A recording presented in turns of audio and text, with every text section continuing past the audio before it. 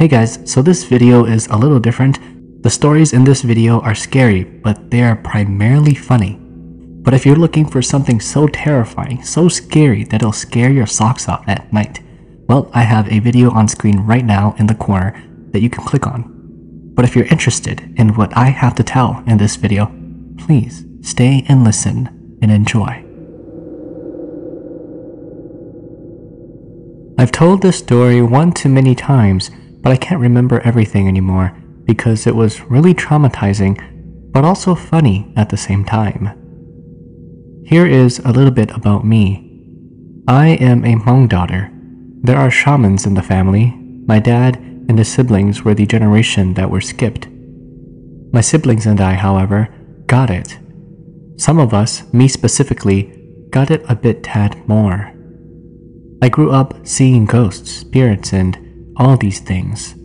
I have had many encounters. I know this specifically because when we were still living in Minnesota in a duplex at the time, there was this particular closet that had green walls inside of it. In the left corner, right where the door is when you enter, there would always be a skeleton that sits there. I don't remember it doing anything, but it would always be there every time my siblings and I went in to hide or play. I used to see these things very clearly, but after I got really sick in middle school, things didn't seem as clear to me anymore. I am now 26 years old. I still sense them and see them, but they are on the opaque side visually at times. I also have dreams that go into the future or warn me of things, and these dreams can be quite vivid. Sometimes I won't know until I'm actually already there in that date and time that something will happen, or I'll have deja vu. For example, I've had dreams leading up to my husband getting cancer and even before his tumor showed up. They showed me where my husband would be sick and how he would get sick. There is more, but I believe it is best not to be shared. These dreams came to me a year before on several different nights, which led us to a year later when my husband got really sick. Sometimes dreams can be like riddles, but a lot of times my dreams are very specific and I cannot deny them. Why am I not a shaman, you ask? Well, my parents did not reach out to other shamans to help guide me, and I was basically left to deal with this gift on my own my entire life. My grandma cannot oneng, but she also does have spiritual gifts. She was the only adult who believed and tried to help me growing up. She sought for help and answers. What's up with this long monologue, dude? Okay, this person just took too long and wants to write their whole life story. I'm just gonna cut to the chase and get to the scary part. I was a 17-year-old junior in high school. It was like any other school night, or was it a weekend? I don't know, you asked me. I can't recall. I also cannot recall as to why it was just my older two sisters and me at home. My dad, my mom, and my grandma had gone out somewhere. My grandma also did not live with us up until I was 15 or 16, so it was really only me with this gift. Okay, you already said that like 2-3 times already. This story just taking too long. I'm so sorry I wasted 3 minutes of you guys' life. We're just gonna move on to the next story. This past Saturday, we had a baby shower for my cousin's wife at another cousin's house. Everyone was either in the living room or in the basement. Later on in the evening, one of my cousin's son, the one whose house we were in, busted his lip, so they had to take him to the hospital for stitches. Anyways, as they were going in and out of the bedroom getting ready to leave, my other cousin's 2.5-year-old daughter comes out of the boy's bedroom and says, "I see a ghost! I see a ghost!" over and over again. At first, we didn't think any of it since she was only 2 years old, so one of my cousins asked my niece to take her and show her where the ghost was. She takes my cousin's hand and, as they are entering the room, she covers her eyes. She then points to the younger boy's bed, the one that busted his lips, and said that that was where the ghost is. All of us ladies were sitting in the living room watching this and getting spooked out at the same time. Her mom didn't even know that she knew what a ghost was and had never heard her say that before. Upon hearing this, her mother asked her to show her where the ghost was. And again, the little girl took her by the hand and led her to the bedroom. By this time, you could tell by the look on her face that she was pretty scared. Poor thing.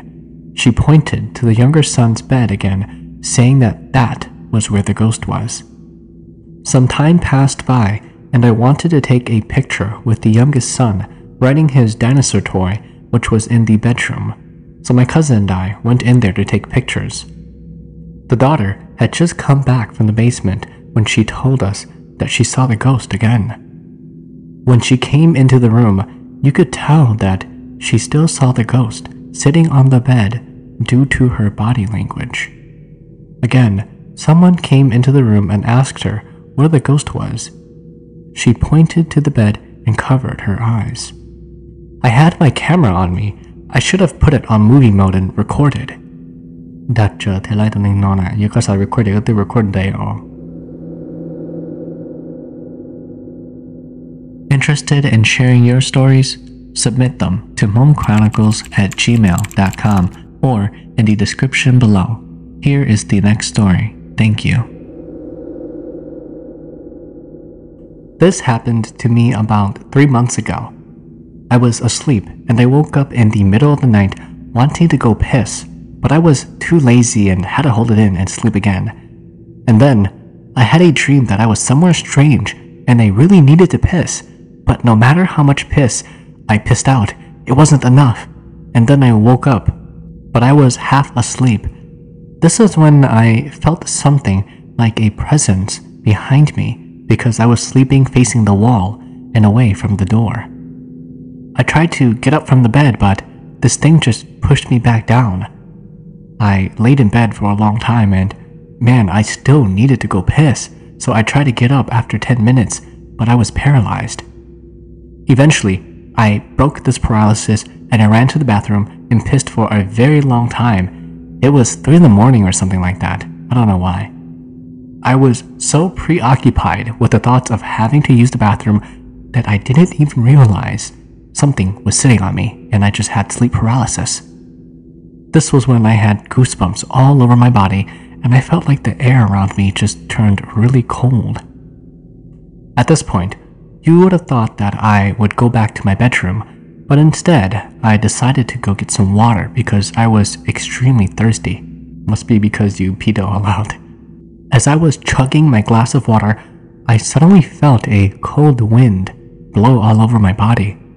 This created goosebumps all over my arms and neck, and when I turned around, I saw a misty white figure. I immediately froze and dropped my glass. This thing slowly disappeared like there was a wind current in the house blowing it away. Because my mom is a shaman, I went to grab her sword and slept with it the entire night, holding it like a teddy bear and sucking on my thumb like a little baby. Okay, I added that last part, it's not true, but he went to sleep with the sword, okay? My second oldest brother had a friend when they were in college. I believe that they were living in the same dorm during their stay in college. Anyhow, the friend has a girlfriend. He wanted to go visit his girl, so he asked my brother to go with him, but my brother had too much studies to do, so he asked another friend of his to tag along. The two friends went on their trip to see the girlfriend. When they got to her house, it was already kind of late during the evening, so they stayed there for about an hour and a half. They were about to come back home, but his girlfriend's mother asked them to sleep over since it was already so late. Ooh, you know that's a trap.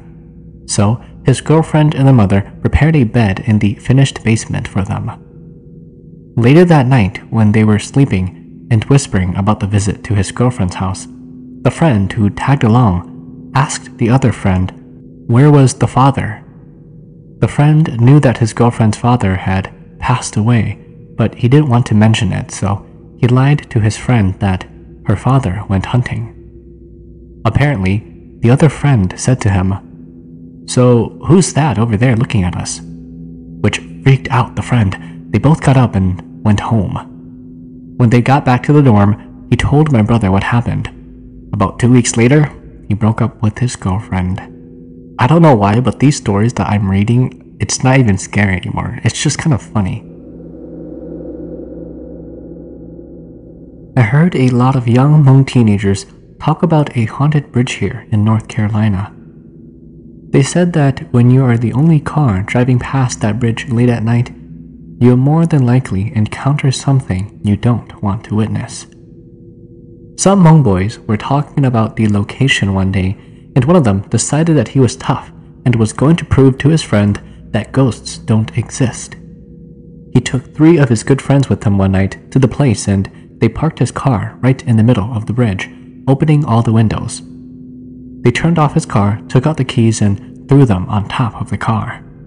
"See, there's no ghosts, guys," he teased his buddies. "Look, I'll even call for it." He put both of his hands around his mouth and yelled out the car, "Hey ghost, we're here to see you. Show yourself to us if you're real." It didn't take long. He yelled the same sentence 3 more times when all of a sudden a fog started to grow around the bridge, and it got so thick they could hardly see more than 10 feet in front of them. Then, right in front of their car were 2 people, a girl and a boy, all muddied up and bloody everywhere. The 2 figures were just standing there. The tough guy reached out for his keys on top of his car, but could not find it. He tried to close the window, but since the car wasn't on, the windows weren't working. Finally, his one friend on the passenger side climbed up out of the window and grabbed his key from on top of the car and handed it to him in a hurry. He was so scared, his hands were shaking so bad he couldn't put the key into the ignition. Finally, they got the car started and the windows were closed, but he couldn't see anything outside except for the ghosts, so he didn't know what to do. His friend on the passenger side rolled down his window and started to apologize to the ghost for disturbing them, and that they've learned their lesson and will never bother the spirits again. The 2 figures then vanished, the fog disappeared, and they made their way home. After that story, a lot of young Hmong teens tried the ritual. Some failed, but many had witnessed the legend that holds in that area. I was going to try it one time with my friends, but then chickened out. Or should I say I was too smart for it. Who's got ghost stories from the old Blue Camp in Maranatha? Creepy things used to happen there all the time. I had an encounter one time during the night. I'm not sure what it was, but it scared the poop out of me. Anyone that's been there know that they stuff you in a room with 6 or 7 other people. Well, it was really stuffy in our room, so we propped the window open with a sturdy wooden stick under the windowsill. Everyone soon fell asleep, and I was the only one left awake. I couldn't fall asleep, and something kept making me think of all the ghostly things happening there. Well, it was pitch black in our room, and all the other girls were snoring in their sleep. I tried to poke my cousin sleeping next to me to wake up, but she wouldn't budge. Suddenly, I don't know if I saw it, but I felt a swoosh go right through the room and out the window. I then heard a really loud noise, like someone running their nails across the window screen, like a metal on metal kind of screech. Then the window slammed with a really loud bang. I thought it had shattered the glass panes. Holy crap, I was about to piss in my shorts. The whole time, not one of the girls in the room budged or moved. They were sleeping peacefully. I decided to pull the covers over my head and prayed all night long. It was super stuffy and hot in the room, and I was sweating like a dog the rest of the night, but I was freaked out of my mind. This place is called Camp Maranatha. Never heard it before, but if anybody knows, please let us all know in the comment section below. 3 friends were courting girls in another town, and they were coming home when it suddenly started to storm really hard. They didn't want to be out in the storm, and one of the friends said that he knew a cave nearby where they could take shelter. They quickly ran to where the cave was and stayed there, hoping that the rain would go away so that they can go home before it was too late. Well, somebody farted in the cave, and the three friends started to argue back and forth over which one did it. One of the guys was angry because the other two guys kept on blaming him for farting. So he said, "Well, I didn't fart, so if it wasn't you two, who did it? It must be a ghost who farted." From behind him, they heard a voice. "Oh, don't blame it on him. It was me. I was the one that farted." And they all ran out the cave.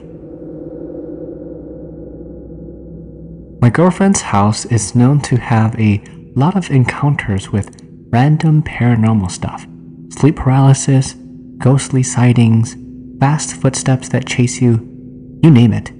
For me, I always thought that stuff like that would never happen to me. One day, she wanted me to come over during the day to keep her company. Oh, I know where this is going. When I arrived, it was just her sister and her home. My girlfriend was cooking upstairs, and the sister was watching TV upstairs. This is the tactic that OGs do. When you go visit your girlfriend, they always leave somebody at home to make sure that you guys aren't doing anything illegal. Anyways, I really needed to use the bathroom, so I went into the basement of the house to use the restroom. I did my business, washed my hands, and dried them with a towel. I grabbed the doorknob and twisted, but for some reason, the door wouldn't open. My girlfriend or her sister was holding the other side of the door. I could feel the pressure as if someone was pulling on to the doorknob from the other end.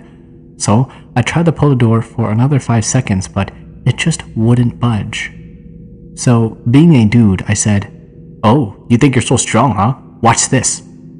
With all my might in my arms, I pulled the door, and boom! Nothing was standing on the other side. The lights were all off in the basement, and I thought that they were hiding, so I went to look for them.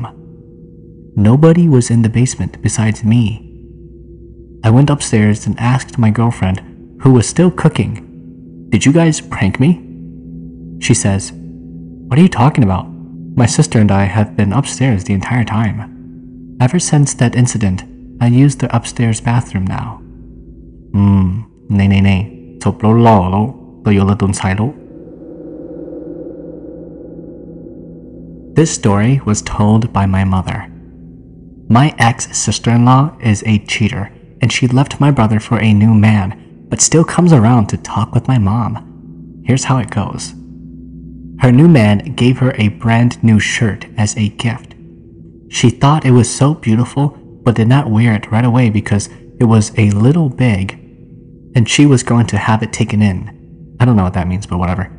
One of her divorcee friends comes over to borrow an outfit when she's going out clubbing and needed something cute.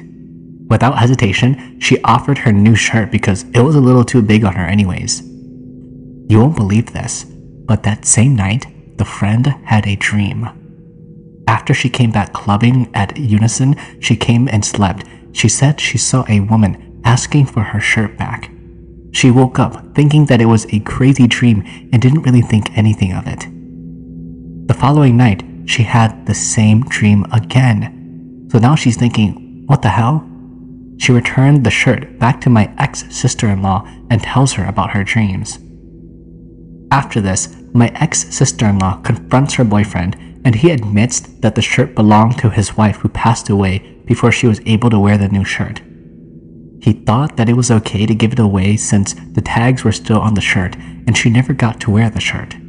Talk about cheap, man. Moral of the story, don't leave your husband for a dude that will give you his dead wife's shirt. Okay, so this story was written by a gangbanger for sure. I could tell by the style. Right, so this is how it goes. This happened a long time ago when Hmong people started to be gangsters in the 90s. There was this one runaway girl. She always run away because she thinks she bad. Well, it happened that she got into a car accident and died, and her family found out.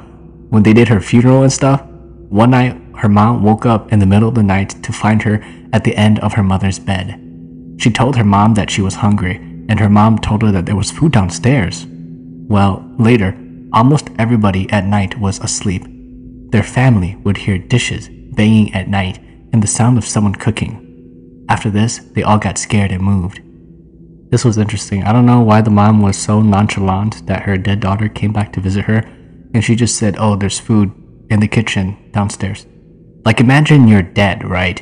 And you come back home and you're so sad and you miss your family and you say, "Mother, I'm so hungry. Is there any food?" And your mom just wakes up from her dream and she's like, what? Yeah, there's food downstairs. Go cook yourself something. That sucks. I feel bad.